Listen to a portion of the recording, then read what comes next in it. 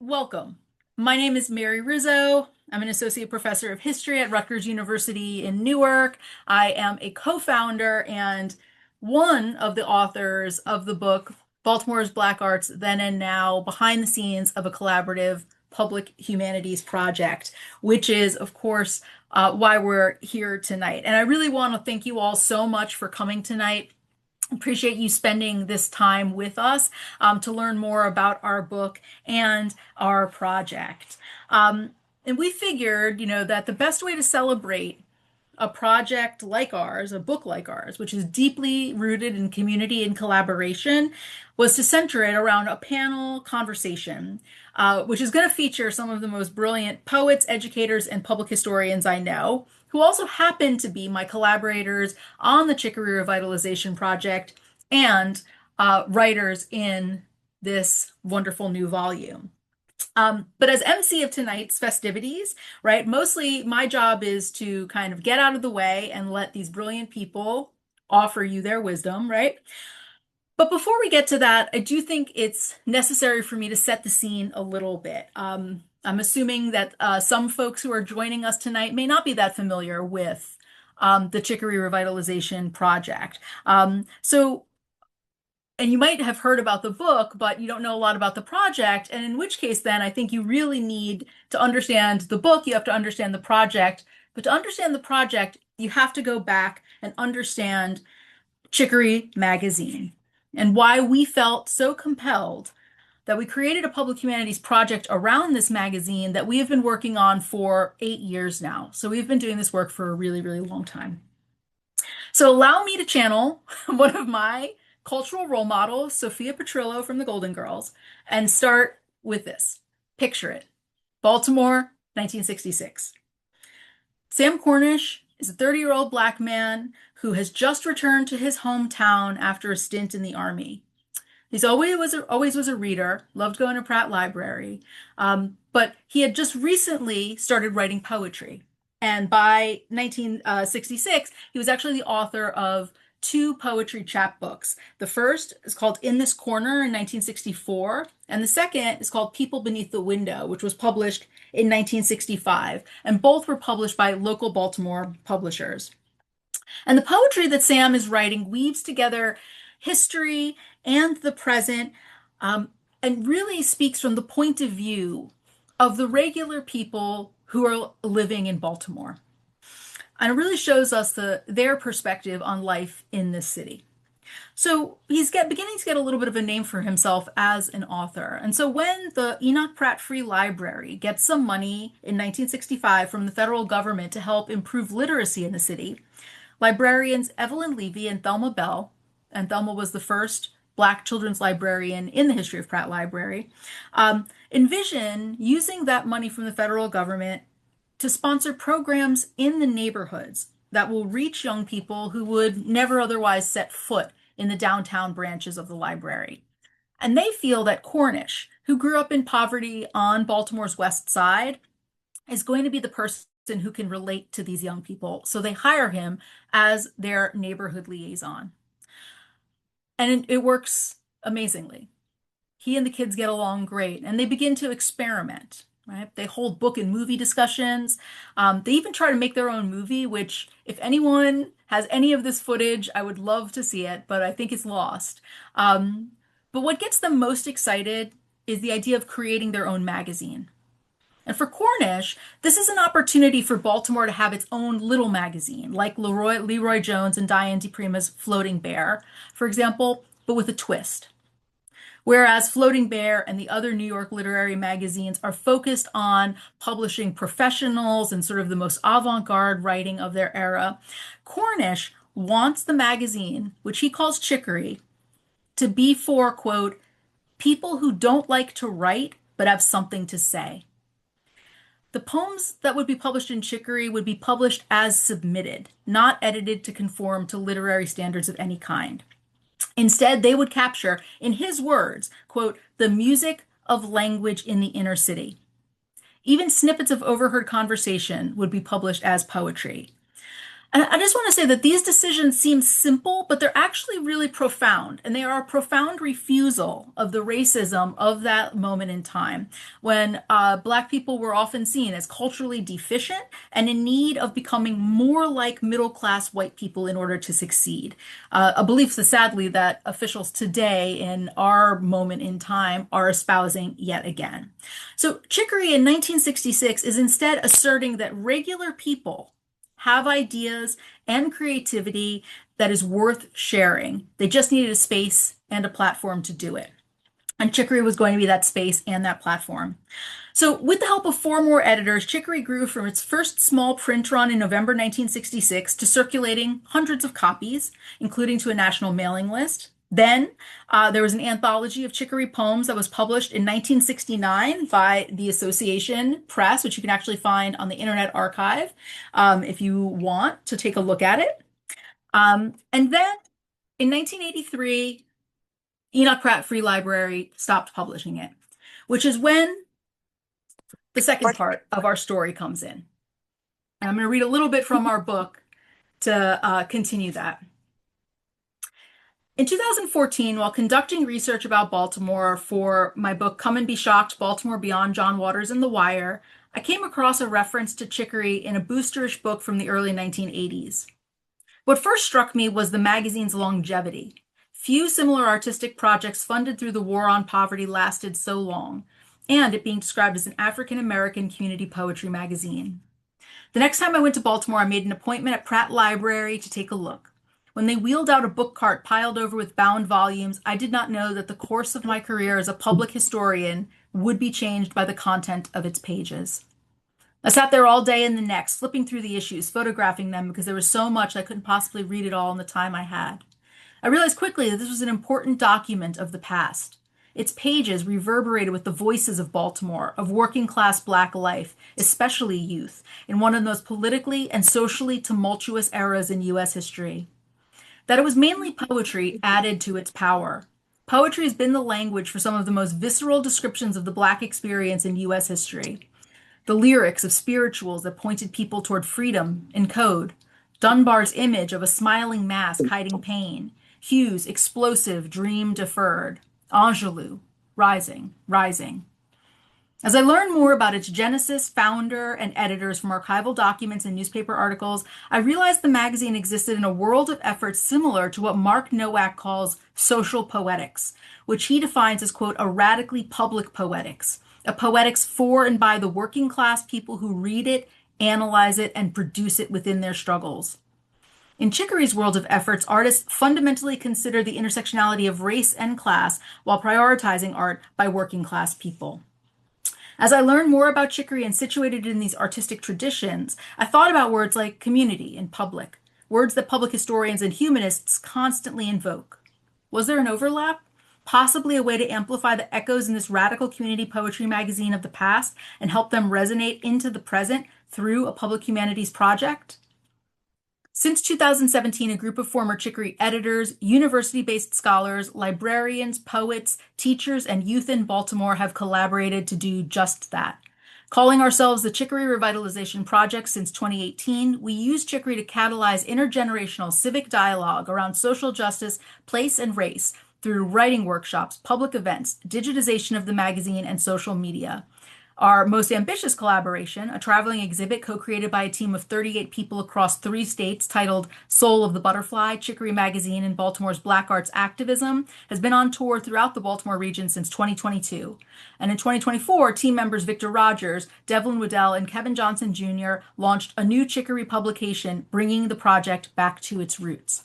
And tonight, we have this book as the next culmination of our work together as the Chicory Revitalization Project. And we're going to get into and talk about all of these issues tonight. These questions of collective memory, of preservation, of activating community archives, of resonating voices, of poetry as history, and the necessity of connecting the past with the present as a method of resistance. But before we get to that, I want to do some thank yous. So first and foremost, with 20 collaborators, 20 people who wrote for this book, This book exceeds the boundaries of any one event. So I want to shout out and thank Markel Cullens, Kim Day, Kima Flight, Patrice Hutton, and Anaya Taylor, whose voices you can find in the pages of our book, if not speaking on our Zoom tonight.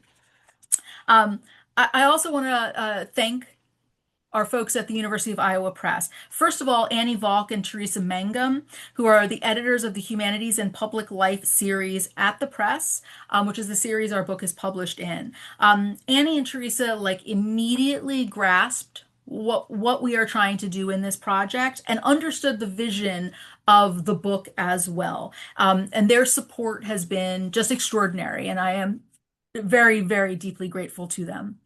I also want to thank Meredith Watkins Stable at the University of Iowa Press, who shepherded this book through the publication process. And for any of you out there who have published a book, you know it is a process that happens over a very, very long span of time. So thank you to Meredith for making that process as easy as it possibly can be. And then sort of late in the game, Mason Hamberlin at U Iowa Press has been doing amazing work marketing and promoting the book as well. Um, I also want to shout out that I got an email today from Joanne Henry, who was an original contributor to Chicory, who said she was coming to the event tonight and who started publishing in Chicory in 1967. So I want to thank her very much for coming and for letting us know that she was going to be here. And then finally, I want to thank Sam Cornish, who was very supportive of this project when I spoke to him in 2014, 2015, but who sadly passed away in 2018 and is unfortunately not here to see the fruits of the literary labor that he began. So, tonight we're going to, as I said, have a wonderful moderated conversation. We'll also be hearing from some of our poets who are here tonight as well. I am going to turn it over to Melvin if he's here. I'm not sure if he is on the call yet, though. He is. Oh, yes, great. All right, Melvin, there you are. I didn't see you. Perfect. So, Melvin, let me introduce, with my greatest pleasure, Melvin Edward Brown, who is a brilliant poet and educator, a graduate of the Johns Hopkins Writing Seminars, the author of two poetry collections, In the First Place and Blue Notes and Blessing Songs, and was the longest serving editor of Chicory, helming the magazine for about a decade, starting in 1971. So I want to turn it over to Melvin to speak a little bit about Chicory from his point of view as someone who nurtured the magazine for so long. Melvin, it's all yours. Okay, how's everybody? Can you hear me? Yes. I was having some difficulty. I'm on my phone, so I guess that's the way things are done these days. I couldn't get on my computer. I don't know what was going on. But I'm happy to be here. Um, I want to congratulate you, um, Mary, on the publication of this book. Congratulate you on that. Um, can you still hear me okay? Yes. Okay. Um, so, yeah, I was the editor of Chicory for about 10 years. Um, uh, Prior to me, there were about, well, of course, you know that Sam Cornish was the founding editor. He started the magazine. And there were about three or four editors between myself, Sam Cornish, and myself. Um, so I became the editor in 1971. And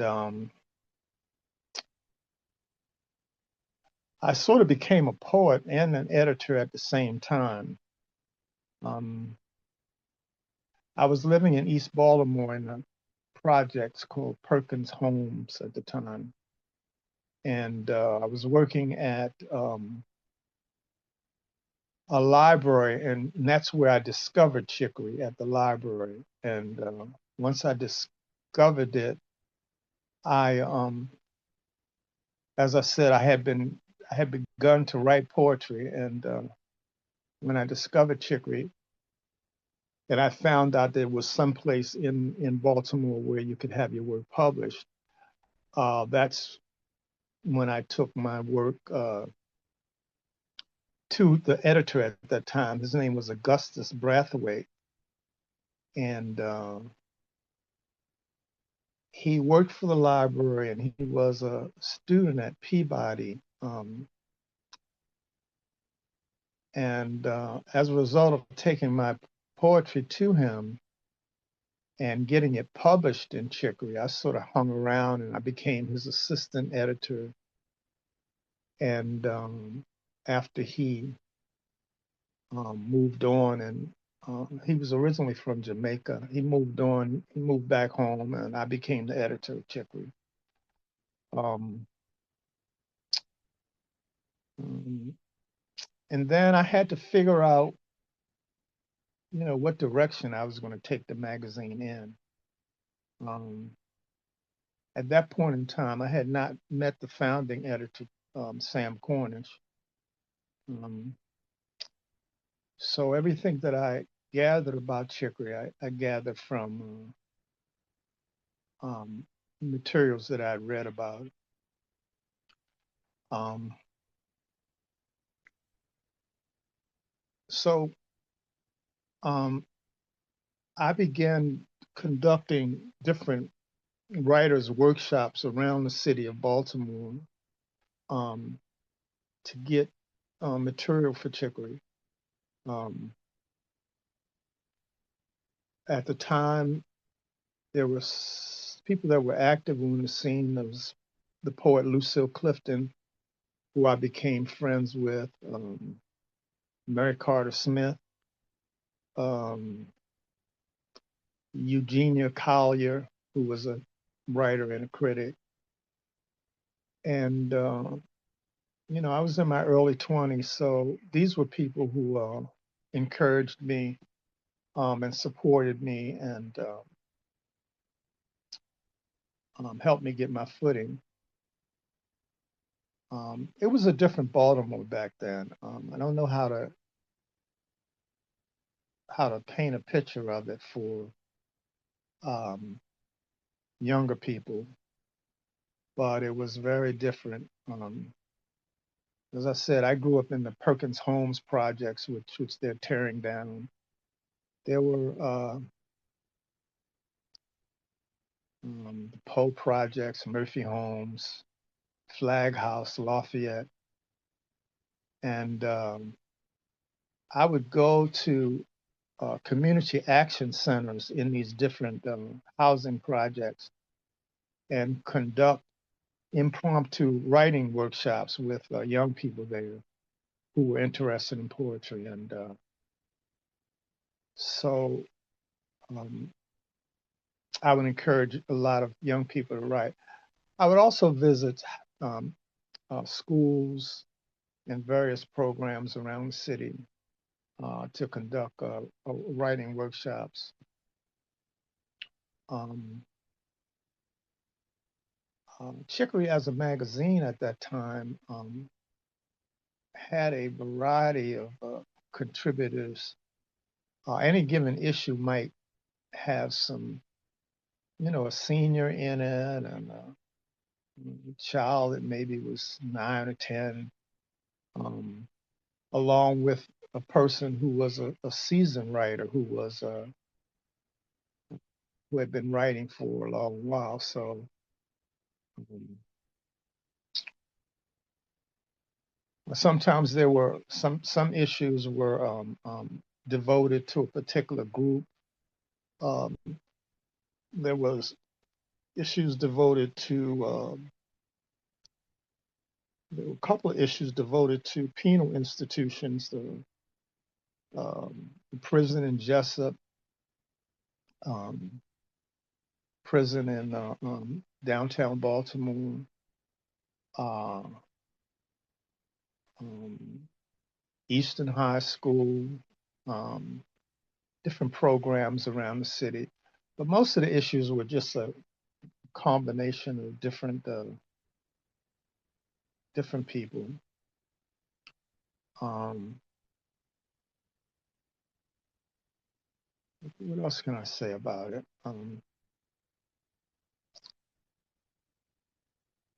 I don't know where I'm going, so um, I don't know what if there are any questions, maybe I can respond to them.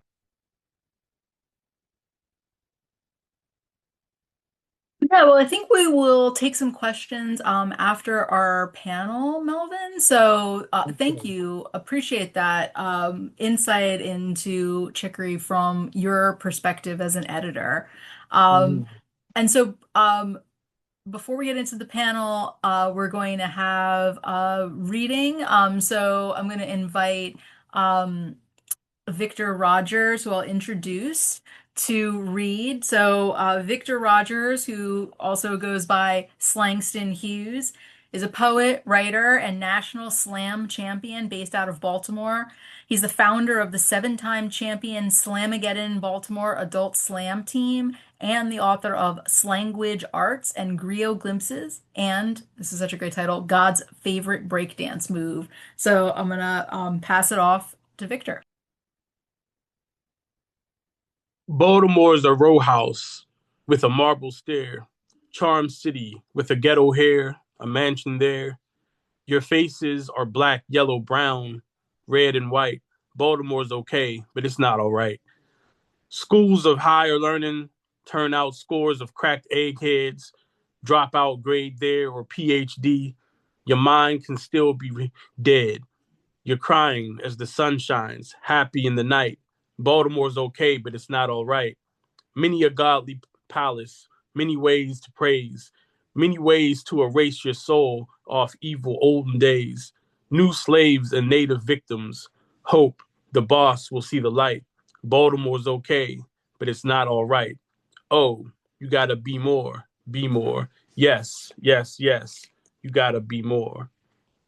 So that's a poem originally published in Chicory in 1981, I believe, by E.A.J. Hassan Mobutu Nagazi. Um, and I start there because I think Melvin really set the picture so well about one, how it was a very different Baltimore then, but in so many ways, when you look in the pages of Chicory, you see how there were so many similarities as well. Um, and the poem that I wrote that is in the book, sitting right next to the poem that I just read, um, one is inspired directly by the other. And I think that what's so often present about Baltimore, but easily missed if you're right in the midst of it, you can miss it, is just how sensational of a place Baltimore is. Um, Baltimore is so resilient and so creative in its resilience. Like there's so much art and creativity and just amazing culture in Baltimore in every facet and especially in every genre that you can think of in the realms of creative Baltimore. Like, and Baltimore goes through these cycles of where it's extremely active, then things, are hard to maintain because it's Baltimore, and then it gets extremely active again. But we often like don't necessarily take inventory of the extremely active periods. And I think we're in like I've been here actively doing art since 2001 when I became a student at Coppin State University. And so I've seen these cycles in the last 25 years. And we're currently in, I would think, the most actively active one I've personally seen. Like, like if you go to a hip hop show and you see the bill of artists that are from just this city, it could easily be a bill that goes around the world and be just as good as any famous touring outfit of hip hop artists you see. The amount of live music that's happening nightly on a basis is like almost impossible to chronicle and not miss something every night. And to the poetry world that is nationally known now, um, humbly because of efforts by myself and many others to where Baltimore is known as like a spoken word mecca. And so I think that it's important for us to look around and see what's happening as it's happening, because sometimes when you're in the middle of making it happen, you miss just how special it is. And so that poem from Chicory inspired this poem, which is almost like a 3 decades later, 4 decades later remix. It's called Be More, Be More. It's not the wire or the harbor, Bodymore or Baltimore. Baltimore is something more. The core of what is deemed in media as hardcore, but actually the heart's core of creation that can climb walls like parkour. Birds of a feather that come together like orioles and ravens, sure, but more. I've seen communities embody unity and grow together. It's grandmothers and brothers who provide opportunities to save dope boys, where we cease fire in a peace movement to create safe streets. A dark city yet sitting beneath the beat is a light that shines first. Art that heals, that's concealed, reveals jewels to be unearthed, and youth that speak truth to power in each verse. Every stage is a new birth. We can feel this womb work. Part of Maryland, but honestly not of it. Far from just crabs in a bucket, weighed down by the weight of it, but represented by the people who rise above it. More than representation, a representation of what you thought you knew. Baltimore, stand up. Salt, pepper, ketchup. So much flavor we could season the dirt. Baltimore, you know what's up. Awesome. Thank you so much, Victor. All right, so let's move into our panel and let me introduce all of our panelists and then I have just a couple of questions, and if you have questions, there is a little button down at the bottom of your screen that says Q&A, and you can click on that and type a question in there, or you can type it in the chat and we'll try to keep an eye on it. So in alphabetical order, let me introduce our panelists. So we have Octavia Tay Caldwell, who is a student at Patterson High School and a multifaceted artist who spends most of their time with Patterson's Fine Art Department. Regia Camphor, who is a transdisciplinary artist, writer, educator, and organizer from Baltimore. Through projects like Soul of the Butterfly and Sister Streamcatcher, she cultivates healing, creativity, and critical thought across classrooms, exhibitions, and public life. We have Kevin Johnson Jr., who's an experimental storyteller focused on transcendent futures for the Black community. He leads publication design for the Chicory Project.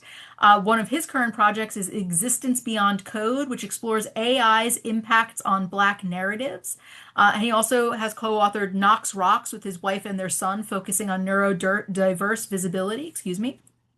We've got Patrick Oray, who is faculty in literature at Bard High School, Early College, Baltimore. Oray completed a BA in English at the University of Illinois, Urbana-Champaign, and an MA and PhD in American Studies, woo, at the University of Iowa. Oray was also president and bargaining at large member of United Electrical Radio and Machine Workers of America, Local 896 COGS, campaign to organize grad students, which we love. He's also a board member at Wide Angle Youth Media. We have Erin R. Santana, who is a public historian, educator, and labor organizer. She's worked in museums, historic sites, and public high schools and universities, and holds a PhD in American Studies from Rutgers University in Newark. Woohoo! And Devlin Waddell, or Just Dot Devlin, is a storyteller, educator, author, and curator from Baltimore who, in these efforts, works towards nurturing the humanity of those who he engages. So, thank you all for being here tonight, and I'm excited about our conversation. So, I've got a couple of questions to start us off, but really, you all should be, talking to each other, taking this conversation however you want it to go. And again, folks who are listening, please use the Q&A function or the chat for your own questions. So let me start. Our first question is this. One chapter of our book is called Why We Got Involved, right?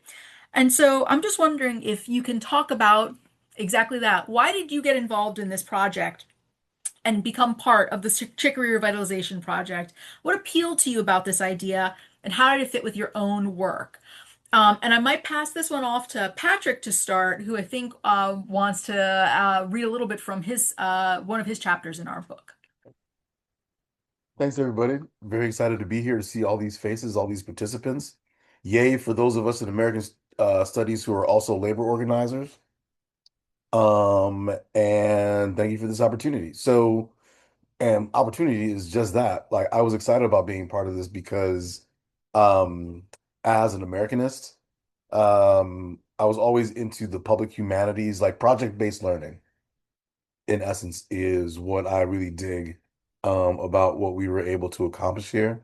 That's one thing. And then I also believe in the whole concept that I learned from Stokely Carmichael, uh, organic intellectuals, like people who are interested in learning about themselves, the world around them, their place in it, but are not necessarily, like academic according to like traditional definitions of that word. So for both of those reasons, I was excited about using chicory in my classroom because I want to think of my students as learners, but more importantly, as the first step in like doing stuff, like advocating for themselves, learning about their own talents, how to apply them, and a kind of aphorism or like a motto that I go by, like anything that I teach in my classroom, I endeavor to have it be useful to my students outside of the classroom.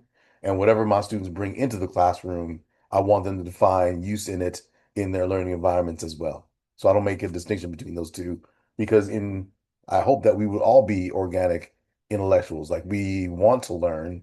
And in fact, we learn best or more effectively in environments that are not traditionally academic. And to that note, I just wanted to read just a quick passage from the chapter that I wrote called Chicory Organic Matter for Civic and Revolutionary Education. It's just a way of framing the poems that I want to read and invite any questions that you have about what I do or any comments about how I can add to it. So I wrote, the most important ideas are not exclusive to the world's quote unquote great books, the canon of literature, history, and philosophy, mostly written by white European male intellectuals. Convincing the students at Bard High School Early College, Baltimore, taking my college level great books course, is that they too can understand and grapple with the ideas presented in the classes of Western thought, such as Plato's The Republic and Shakespeare's Julius Caesar, which can be challenging. While it may not be part of a recognized intellectual tradition, chicory represents part of an underground canon of marginalized voices that can inform how young people think about Baltimore and their place in the world. Um, and one way that I approach teaching with chicory is the ways in which voices from the past can speak to issues to young people in the present. So in that regard, there is a intergenerational aspect of chicory that I love that I love watching students engage in. Um, and also this idea of call and response, where I would have students read, um, you browse through the Chicory archive, um, choose poems, covers, art that interest you, and then write some kind of response to that. And then that way you can create a conversation between these two pieces. So in that note, I want to read two poems. The first, that was written by a gentleman named Roger Taswell. Can't immediately find where I got which issue I got it from, but this kind of speaks to um, the ways that poetry both identifies problems and presents possible solutions. So actually, this is from December 1966. Okay. There isn't a title, but here's how it reads. You never think of death until your children have been dragged off to war, until the rats no longer challenge food you won't eat. You never think of death until you are black, hoping death is thinking of you. Now, admittedly, I mean, that's pretty dark. Okay. And, rightfully so, because these poems are speaking to, it's like a record. They're speaking to things that they are dealing with, things that they see. Okay. But also, though, I love the way that poems can be transformative and can be subject to different interpretations. So the next poem I'm going to read is actually from the zine that we did with students way back in the day. Let's see if I can find it real fast. Give me 1 second.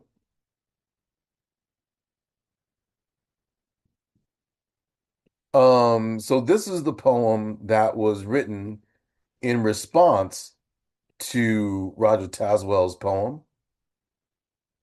And I want you to think about what do you think is the correlation between these two poems? So my student, Amaya Massey, who at the time was in ninth grade, read Roger Tazwell's poem, and this is what she came up in response. This is a poem called You Got This. I say it every day, all day, at any time, at any moment. You got this. No matter how many people hurt you, you got this. No matter how much you've been through, you got this. No matter how much of a struggle your childhood was, you got this. No matter how many people left, you got this. Don't ever forget, and it bet not ever slip from those fingertips. And every time you think you don't got it, girl, you better get it because you always will have it. It is in capital letters. Remember, you got this.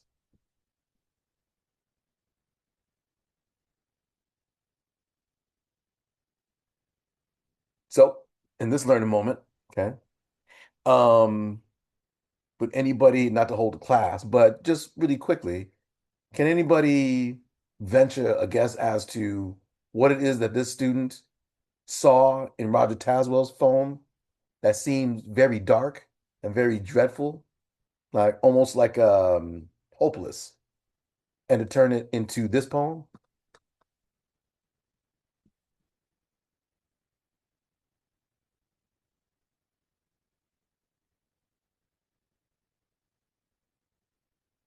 You do. Okay. Well, if no like immediate answer, I don't know who's I can't see any hands or anything like that. But it's this way of seeing, mm, I think darkness and positivity are relative. This is what she told me then, because I was really surprised at the correlation.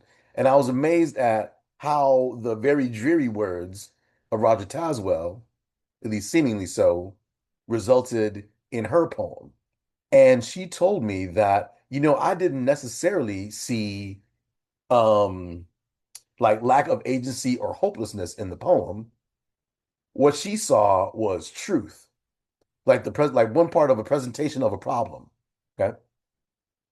Her poem is kind of like the solution. Okay, so then how do we engage in such a context? Okay. To accentuate my point, does anybody know who Riz Ahmed is? He's a Pakistani British actor. He's currently on a show on Netflix called Bait. It's like a ridiculous situation where, as a Pakistani, British man, somehow it goes, the fact that he might be the next James Bond goes viral. Okay.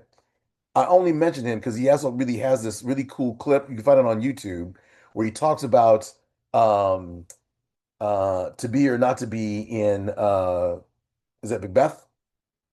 Hamlet. Sorry. And this is a really cool interpretation of that that seems like most people take it to be about suicide. Okay. And he has this really cool segment where he's like, no, I think maybe you might be reading it the wrong way. Maybe that whole speech is like a mission statement, like how he's going to approach his death. Okay. Am I going to stand up for what I believe in and stay true and find myself in a point of duress, or am I just going to give in to the darkness and let myself just kind of like expire? So I thought that that was a very interesting dynamic that kind of encapsulates what I wanted to write about for my chapter in Chicory, and an example that kind of interprets what my students have done with this poetry. And I'll just leave it at that. Thank you, Patrick. So yeah, and who else would like to jump in on this question of how and why you got involved in the Chicory Revitalization Project? Me, please. Oh, Tay, do it. Jump in. Howdy, howdy. First of all, let me just say, I don't even think I was really supposed to be in the Chicory Project because I ended up joining it from being in writers in Baltimore schools. I don't know actually how I ended up joining it, but I was in it. And I actually really liked the story behind Chicory. I like the thought of being able to freely express myself without having to worry about any boundaries or any barriers to cross. I like the fact that I didn't have to worry about words being taken out, words being added in. I just got to be expressively me, which was awesome. And then also I like the fact that I y'all valued my work enough for to place me with people that I thought were drastically better than me. I think when I even was in the Chicory Project, I was like, what, 14, 15? Like, I was a youngin', and I'm currently 17 now. So, like, my mind is blown, even me being in this meeting right now, like, genuinely. But since I've been in the Chicory Project, like, honestly, like even from me going back into the older magazines and reading some of the poems that were written, some of the writing pieces that were written, like that is really what poetry, what art is about. That is what community is about. That is what just being authentically you is about. And I love that so much as a person who is in all the things that I do and love all the things that I love. That I basically just found a place to really be me and be safe enough to be me. Because in some situations, some places, some rooms, it's not always safe to be you. So I'm very grateful because y'all gave me a home to actually be me, which is honestly not something that I've actually had growing up. So it's just like to have that, yeah, it means a lot. So that's really I didn't actually join the Chicory. I was put in it, but I didn't mind because it was like one of the best things that ever happened to me. So I really just wanted to say that. Yeah.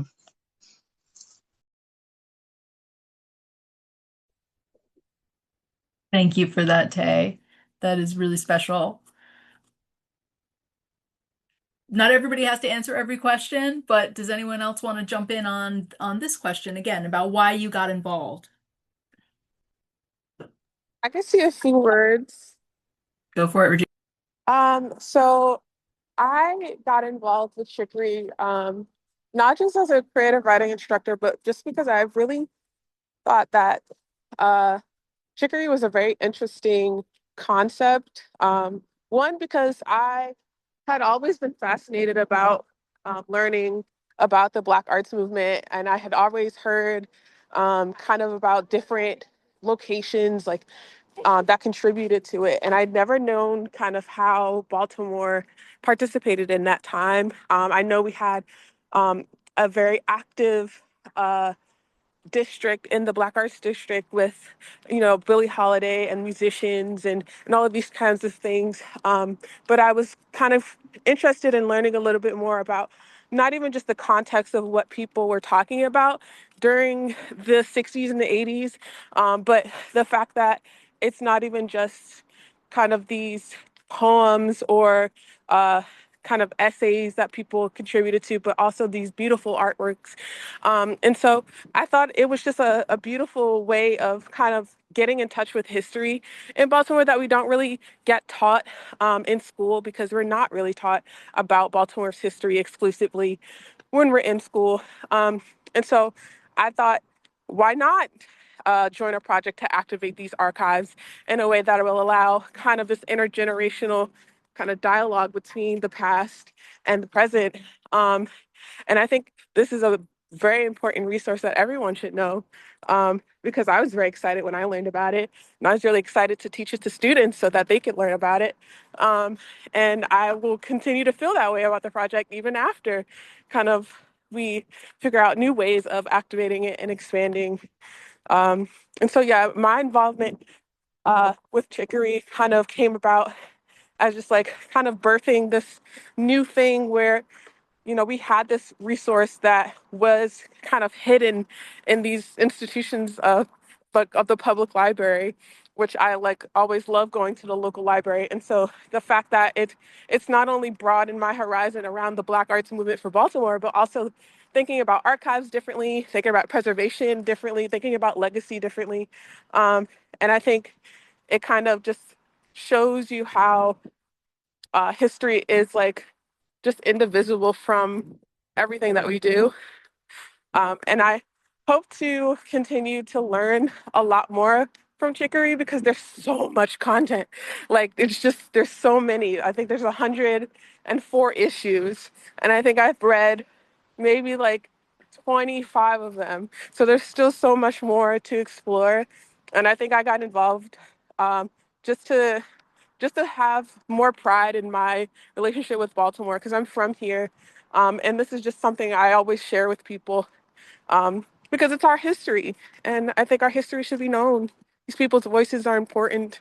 There are friends or family or neighbors, so we get to know what people thought back then and how that's similar to now. And yeah, that's kind of my take on why I got involved. Thank you, Regia. I think it's like 121 issues actually. And if so, you got more to read. No, no. And if you go in the chat, there are links to the whole entirety of Chicory has been digitized. So there is links in the chat to so you too can browse through every issue of Chicory.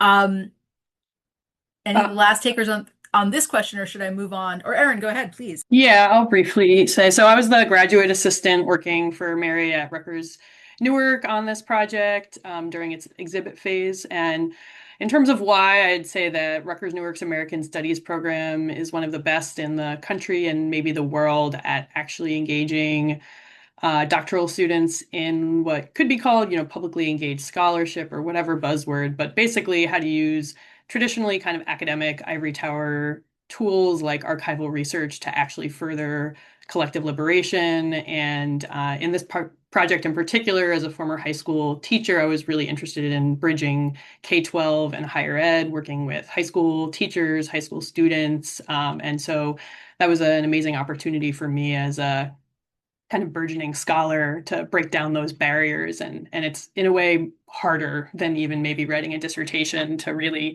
do that work well, and not performatively. And I would also say briefly in terms of how, the only reason I was able to do it is because my union comrades and I were able to negotiate extensions of our graduate appointment funding because of the disruptions of the COVID pandemic. And so I say that because, writing is labor and education is labor and cultural work is labor. And while we live in a society where we have to sell our labor, I do think it's really important that we push our institutions to fund that work. And the only reason I was able to do this is because we were able to push Rutgers to pay me to do it. So I'm really grateful for that. 100%. And I am really grateful that you were able to be the other half of my brain on this project. The exhibit, and if anyone out there would like to host the exhibit, it is available to be borrowed. So just please reach out about that. So let's move from the why question, why did you get involved, to the how question, which some people have already touched on a little bit. But by how, what I mean is this: how has being involved with Chicory and our collaborative projects, which now include the book, the exhibit, the new magazine, the new Chicory, and a lot of other activities, how have any one or multiple of those impacted you and your work? Is there a way in which you see Chicory impacting what you've done, how you do that work, and what you expect to see, what you expect to be doing in the future?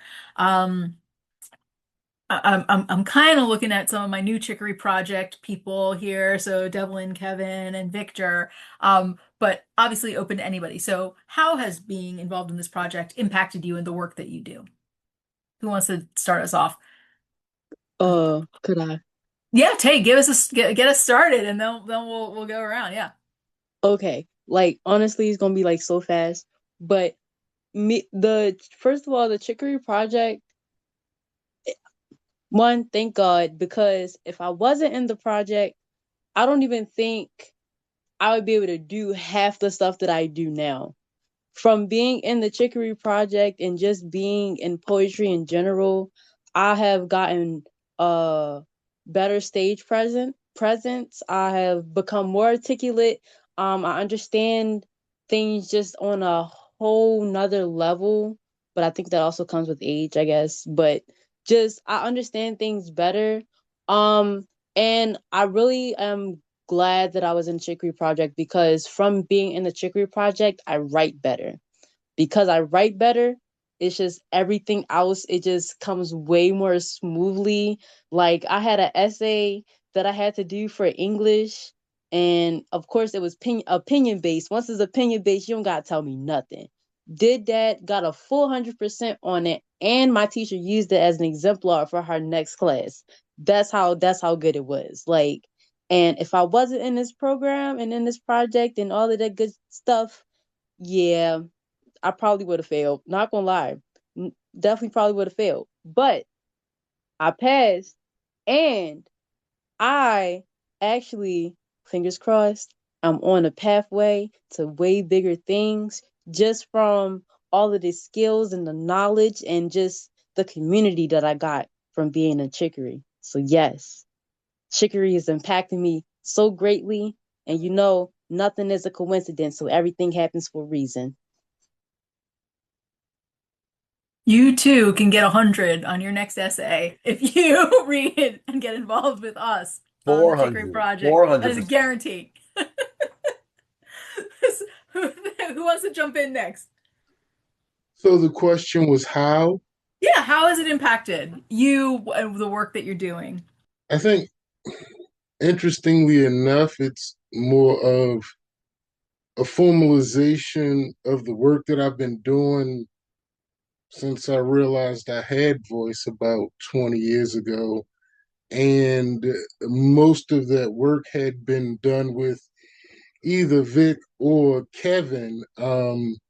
So when Vic presented an opportunity with the revitalization project, after doing that work at the Peel, the next thought for me was how can I push this forward or help steward this in a current day sort of way, in a tangible way? How can we make this real again? Like, I remember specifically, like the night as a kid, my voice was minimized.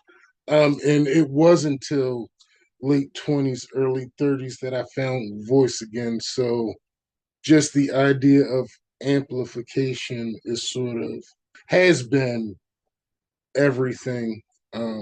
So and Chicory just provides the roadmap really to get started and test limits, particularly with one of the Chicory Project's first projects was Kevin's exhibit at the Maryland Center for History and Culture. So another way to amplify voice and explore conversation. and get folk thinking about. I don't get folk thinking. Like writing encourages thought, and once thought starts with good, I think we have been conditioned by the apps and algorithms and commercials and cartoons to be less and less thoughtful. Um, I would recommend folk writing with a pencil and then transferring it to a computer. But yeah, anyway. Or emailing it to us, email us a photo of the picture. We'll publish that too.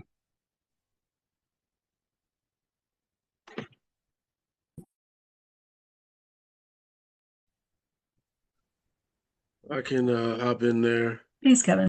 Um, oh, I think my camera. Can you still hear me?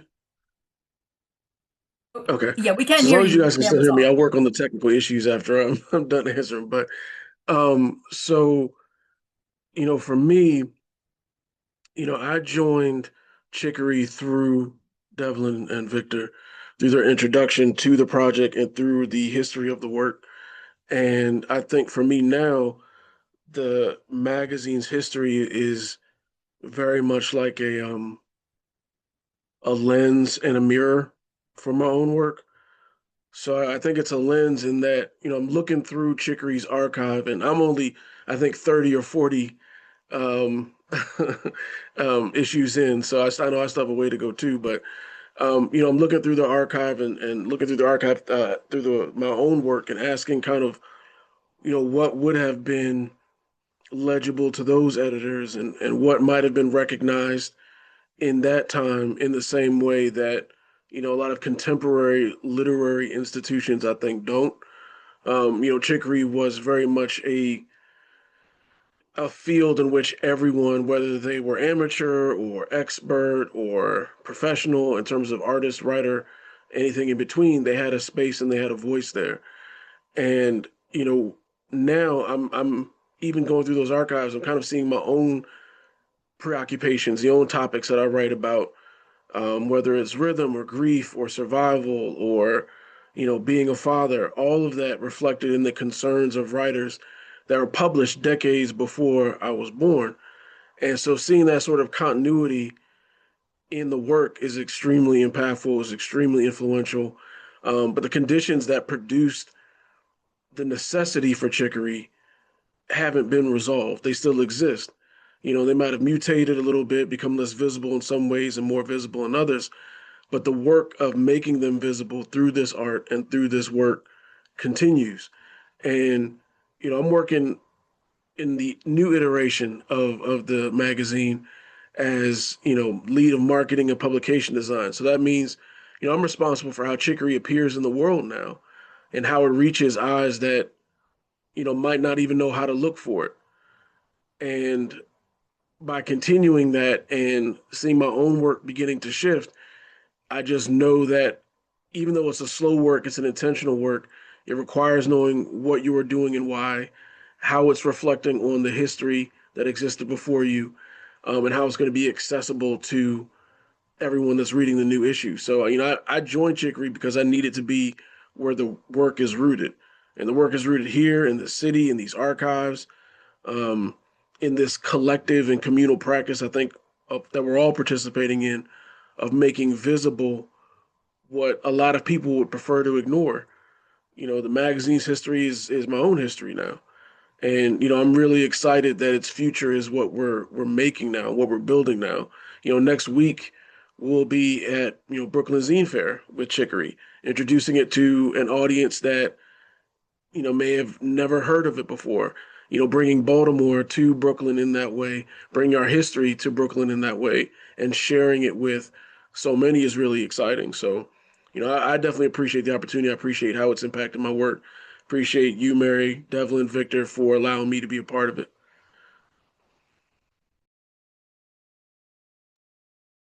Thank you, Kevin. And that's super awesome that you guys are at the Brooklyn Zine Fair. I love that. I love that.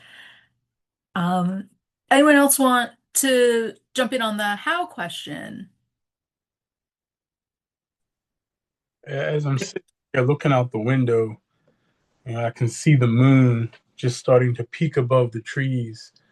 And I think of chicory as the moon moving the water, because we look at the past as this kind of distant archival thing, but so often it directly influences what's happening in the present and the ripple effects that lead to the future. And I think that chicory is exactly that.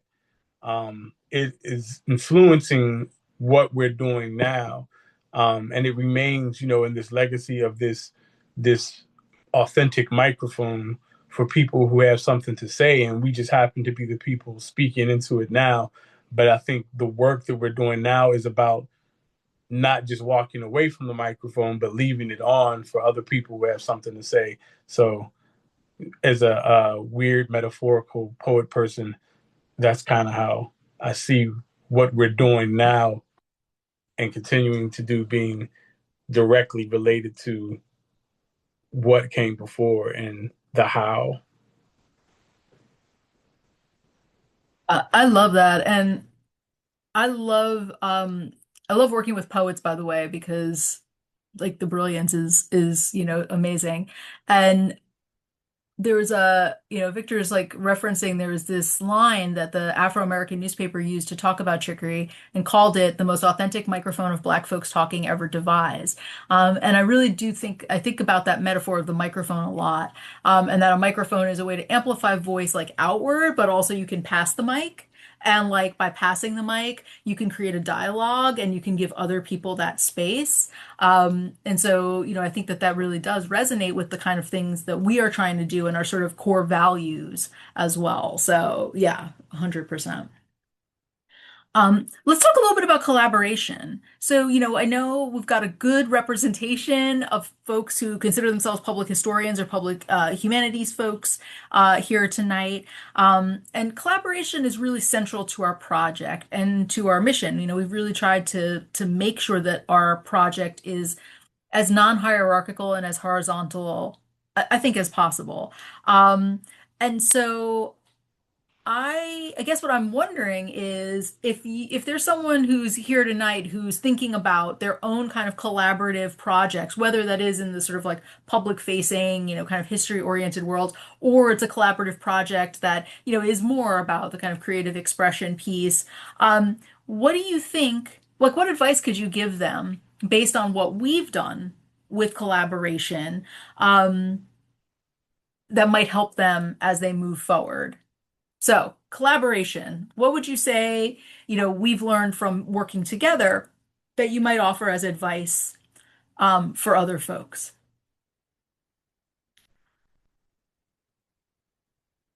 And I can start if, oh no, Actually, Tane, you can I take start. that? You I'm gonna can. take that because I'm the youngest person here, so I feel like I think I got the most to offer here. Ooh, Barnes. I'm sorry. Uh, first of all, as a person who does not work, like I genuinely cannot stand working in groups. I don't like working in groups. Every time I'm working in a group, they put me as the leader, and this is why I don't like working in groups because then I get stuck with all the work. But this group right here, I will settle for this group anytime, any day. Why? Because one, everybody listened. That before anybody said anything, everybody listened. Listening is probably the biggest thing. This is why silent and listen is the same letters in different order. You have to be silent so that you can listen and hear and understand. And what I appreciate about this group is that their silence said more than any words they ever said. Their silence there said, okay, I hear you. I understand. Let's make this work. If there was any criticism that needed to be given, it was given in a way that wasn't, what's the word? I want to say, I don't know the right words. I'm going to say demeaning. That's the word that's coming to my head. It wasn't put in a way that was going to put someone down or diminish anything that they had to offer to the group. It was just, maybe not now, but later. That doesn't just seem right for this moment, like kind of deal. Also, one thing I will say is that if there is conflict, having someone who is level headed there to help resolve the conflict is one of the best things. Mary is probably one of the most level-headed people I've ever met, and dealing with me, you kind of have to be, because I could be a lot sometimes. So just having level-headedness, listening, knowing when to speak and when not to speak, that is like a really big thing, because some people, myself included, sometimes don't know when the right time is to speak. So that, and then also being open minded. Being open minded is literally the biggest thing. You cannot be in a group and not be open minded, because then that's where bias comes in. And when there's bias, there's conflict. There's always going to be conflict when there's bias. Open minded, listening, understanding, level headedness. That, yes, that's going to take you a very long way. I know we're recording, but I also hope somebody wrote that all down because like that's the next book and we'll make $1 million. Let me add to that. And say, one thing that I think I learned through this process, well, I guess I mean there's a lot that I've learned. And collaboration is hard, even when you're working with people who, generally speaking, like agree and have, the sort of same, vision. Collaboration is tricky because there are so many voices in the room. And I think one of the things that I learned and that I would say is a takeaway, and is certainly something, we talk about in the book, is that when you are embarking on a collaborative project, certainly one like this, that setting out a shared sense of values at the outset is really critical because even when folks maybe seem like, we're all on the same page, conflict can happen. And if you've already done the work to set out that shared value system, then you can at least kind of reference that. You've already started the process of like creating that language that you can then utilize if conflict does arise to say, hey, listen, we already, this is our set of values and this thing that's happening is not. And certainly in the book, I don't want to get into it like super detail here, but in the book we do talk, I think, very frankly and openly about a conflict that happened in our exhibit process that almost destroyed the whole project. And we were obviously able to withstand it, build from it, learn from it. And, that is certainly a lesson that I took away. So that at the outset of a project, setting out those values that are your foundation can be really critical for going forward in a way that is, that builds trust and strengthens everyone and the partnership.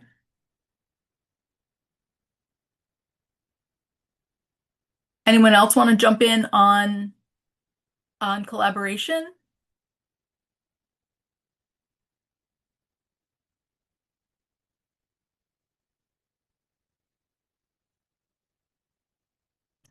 He's thinking, real deep thinking on Regina's part. I can see it. I'm trying to find the word specifically, but I know for when we first started the project, and we had that first meeting at the Central Library at Enoch, right? We had these beautiful big white sheets around the room that we were doing we were answering these questions to, and all of these answers came together, and it was a beautiful way of establishing, like as you said, like this communal vision of this project that we were descending into. I think another thing I would keep in mind, along with like what Taya said around like open-mindedness and like listening, is also like kind of patience and also flexibility, because I feel like because we were able to do so much with Chicory, like it's had so much variety. We were able to not only be able to do like in-person workshops, we had Zoom workshops where I remember having a Chicory workshop with Patrick and the students that he had over the summer with Rise in Baltimore Schools. But that was also a part of Enoch Pratt's like Talking Black, Talking Back series, and that was over Zoom versus like we did the UMBC event, which was at their performing arts building. And so like we have just been able to address it and do these workshops in a variety of different ways. And I think with any project that you take, having those versatile options for people to join, because like not everyone is able to accessibly get to a place, is really vital, and being able to reach the audiences that you want to, especially for those who don't even know that they should know about this, for people who are looking and just don't know where to find it. Like you really have to be creative in your in your partnerships with people. So not even just thinking about universities, or bookstores, but even galleries, right? Libraries have just been these instrumental institutions where it's just like the last kind of public facing space you can go, where there's no expectation other than to just be present. And so I think that's what makes it such an inviting space. And so keeping your options open and flexible when you're engaging people in these audiences. But I said patience also because um, sometimes when you are engaging with a lot of content, like Mary said, there's like over 140 issues of Chicory, right? That takes time for people to go in, look through these issues, digest what they're reading, and figure out the ways in which they want to engage with it, whether that is taking in what they're reading and maybe doing a response to that, or taking in what they're reading and maybe engaging that in a artistic way, right, visually, or maybe that's like in a different capacity, right? You have people engaging with it in photography, or engaging with it in the ways that they kind of talk about and look about their neighborhoods and their livelihoods, right? Like what do you consider worthy of putting in a literary magazine, right? And I think it's beautiful that Chicory wasn't just these poems; it was also like neighborhood chatter, right? Like they like overheard conversations, and I think that just gives you a little bit more like that takes time to actually like build that mindfulness. And so that's why I said patience is really important, because it takes a lot to you can cram 50 pages of Chicory, but like processing it is such a different process. And so having patience in your process and enjoying the process is also another part of it. Just make sure that like as much as you're organizing and doing the work, make sure you're remembering that like your role in it is also as an activator of the arts. It's also like, what is your role in the arts besides? I know I'm an educator, but I'm also an artist, and I see things in a different light. So consider the ways in which you are activated by these different words, these different images, and take them not with just like the social context of what people already prescribe to Baltimore, but also take them with what you have now kind of discovered about what it's shown you. And I know for me, I've read so many different pieces in Chicory that I'm just like, there's not just one voice in there. There's the immigrant voice. There's voices about from police brutality perspectives, prisoners. And so there's so many, and it really just opens your mind to the wide variety of people you can engage with. And I think something that is interesting is a lot of, I think there were, I don't know, maybe Melvin can speak to this, but there are some poems in there that speak to prison life. And I've always been curious about how those poems got in here, like whether that was like, did they visit detention centers? Like how widespread the venue was for capturing this work. And that's what I mean about being flexible, like where you get your content, but also where you put your content. And so that's my answer to collaboration. So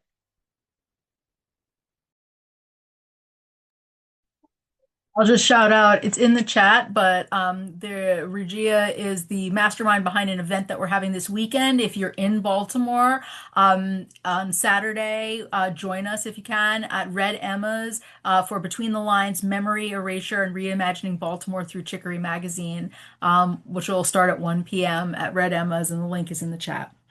So let me move to my last question before we hear a couple of more pieces of poetry. So when we talk about the Chicory Revitalization Project, we usually talk about it as intergenerational dialogue, and we mean that in kind of a couple of different ways. One, we mean that like quite literally, intergenerational. So, we've got older folks and younger folks collaborating and connecting. But we also mean intergenerational between the past and the present. So generations previous and generations today having dialogue, right? And as we've heard, right, Chicory really offers a window into the past of Baltimore, but also I think of other places and cities that we believe you can engage with in interesting ways. So like we all know this, we're in a moment right now that is pretty bad in a lot of ways. We're in a moment where histories of non-white and non-straight non-citizens are being literally erased around us, right? So, we all know these stories that in Philadelphia, the Trump administration has removed an exhibit about slavery at George Washington's house. The pride flag was taken down at Stonewall, and there's all these battles now going on about literally what histories we should be able to tell in public right now. So, given that context that we're in today, what do you think is important about the work about Chicory as this intergenerational voice from the past? So, is there a reason why we need Chicory right now within that kind of context that I laid out? I think I'm gonna take this one. Um, I'm not gonna lie. With everything that is currently happening, let's be real. This has happened before, just with a whole nother set of people, right? And I feel like if people would read more, they would see more so they can be more. you know, and it's just y'all don't ask me. Look, I'm sleepy. Um, I genuinely think the purpose for Chicory to be here now is for people to find, I'm gonna say, comfort in the midst of chaos. Um, because I can't, I don't, oh my goodness. I cannot remember. I read a poem and it was actually in Chicory, and this was like a month ago. And it was about a mother and a son. And I really thought it was beautiful. And then I'm just like looking around. You don't see relationships between a parent and a child like that no more.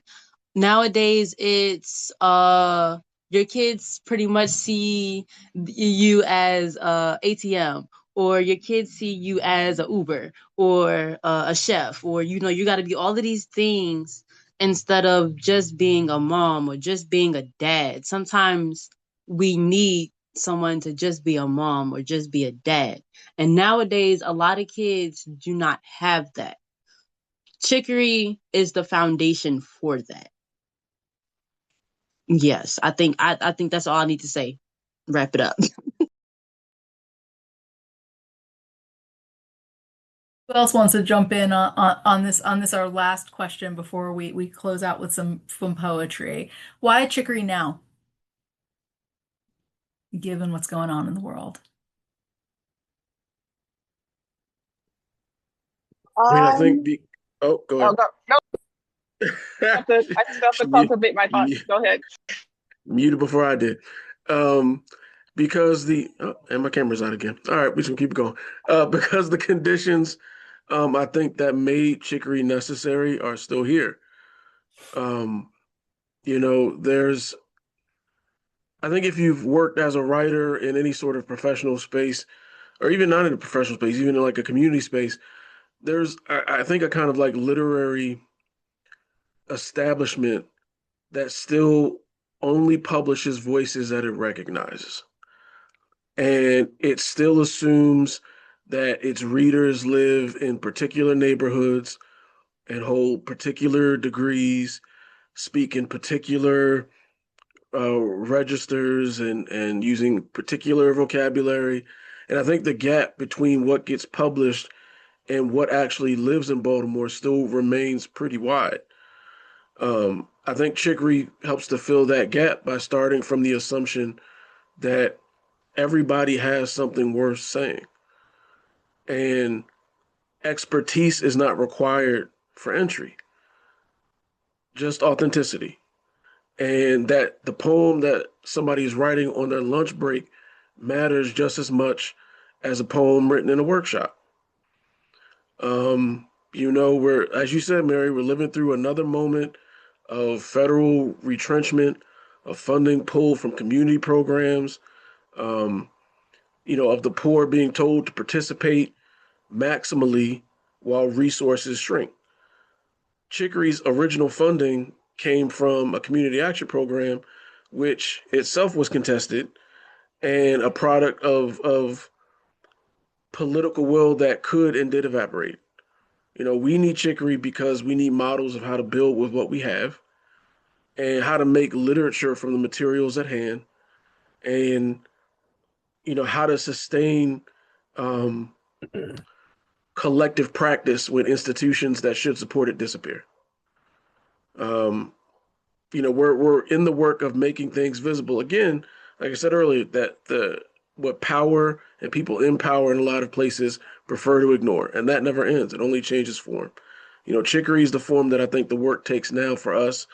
In this call, in this city with this history, and it's something that we're continuing to build on together from a really incredible legacy.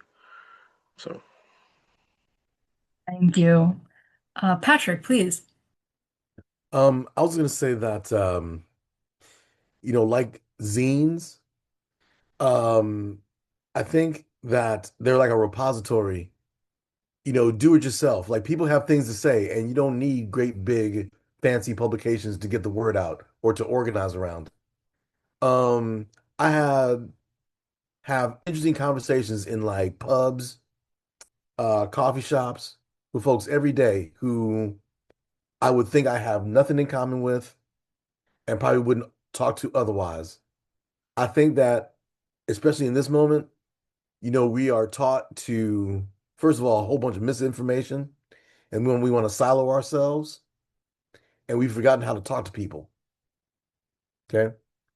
Chicory is simply, to me, just the act of having a conversation from someone that you've never met, whose experiences may match yours, which you need to find community in, or to become empathetic with someone whose experiences are very far away from yours, but somehow you still have something in common with that because we're all human. Okay. I'm not trying to be kumbaya. I see these things as like tools, right? And it's a way to break through all the misinformation that we're kind of surrounded by in order to reach what my man said about authenticity. And y'all help keep me sane. You and um Stacey Abrams. Awesome. Let's let's close out with some poetry. All right. So we've got two more poets who are gonna perform for us tonight. So please hang out for a few more minutes, and then we're gonna wrap up with announcing some winners of our raffle who will get free copies of our book. So I'm gonna turn it over to Tay and then Regia, who are both going to read for us. So Tay, it's you. It's up to Okay, so I did have two poems. One of them I like literally just finished writing, like dead smack today. But then I was like, since we talking about Chicory and what Chicory has done for us, y'all, Chicory has made me a better musician. And because of Chicory, I write music, I rap, I sing, I do all of these good things. So one of my personal favorites this is also recently written, is a rap that I made, and I'm going to share that because I think that that incorporates poetry and art and creativity and style and all of the beautiful things that made Chicory what Chicory is. And then it's all me. So yes, I do hope that y'all enjoy, because why not? But not too much of me, because like I said, I'm sleepy, y'all. I think I'm going insane, in and out of depression. I think I'm losing it. Gotta leave a new impression. Now I'm proving it. Got my money on my mind, and you fooling me. I ain't new to this. I'm curious out here doing it. Ask me how you doing. I don't know how we doing this. Ain't all about the paper, but you know I'm quick to get rich. My baby wanna take me swimming. Now I'm cruising it. Out here throwing shots. Where's the bucket? Shooting threes in it. Listen, I think I'm losing my mind. I'm going round and round. It's getting hard to find, but I can't stop. I won't stop trying. Man, I'm so high. I feel like I'm flying. Need some money and I'm feeling kind of funny. Got a bunny and she real sweet, looking like some honey. I don't know, it's kind of cruddy. The way that you acted, dummy. I'm tired of the bullshit. I think that you acting funny like, hey, buddy. What we doing, mate? Dumbass being stupid. Got the devil looking for a fight. Roaming through the streets. All these demons lurking in the night. Sharpening my teeth. Why you scared, baby? I don't bite.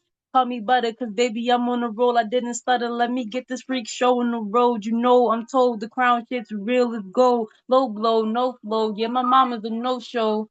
Joking, laughing at me. Ray cause catastrophe. I'm cuckoo in the brain with all these niggas trying to crack on me. Fire starting to bring me to gasoline, overdosing on sin, Bible rehab, I'm clean. Covered in the blood, I don't need no protein. Jesus is my living water, my eternal spring. Trying to find something real, tired of scrolling on the screen. All this shit is mental. Make me a burnt out teen. Worried about the future, I don't know why though. I got a lot of potential and know that I could be a pro. Sometimes I wonder how far I could really go, but if I do, I know I have to do it all alone. I think I'll wake up one day and the world to be silent. My tears are glistening in the light. They're gonna sparkle like diamonds. I break down in confusion. That's with everybody. Satan whispers in my head as I lay down to rest. His words as I take my last final breath. Yes. Tell a body, but don't tell nobody or I'll hide your body. ASAP. Rocky? Yeah. ASAP do Rocky though. But that I really like that. It's one of my favorites only because I had to put the spoken word at the end. Spoken word that I think is who it made me who I am today. And you know, you gotta always bring it back to home. So y'all, thank you. Thank you, thank you, thank you. I know round of applause, right? Thank you. Yes. Round of applause. Yes. Thank you, Tay. All right, Regia, close us out. So I have a poem in Chicory as well. But before I read that, I wanted to read a poem from Chicory. It is from the November, I believe, 1972 issue. Let me clarify. Yeah, the no, Chicory, November 1974. So the name of this poem is called Beauty, and it's by John Lee Worsham.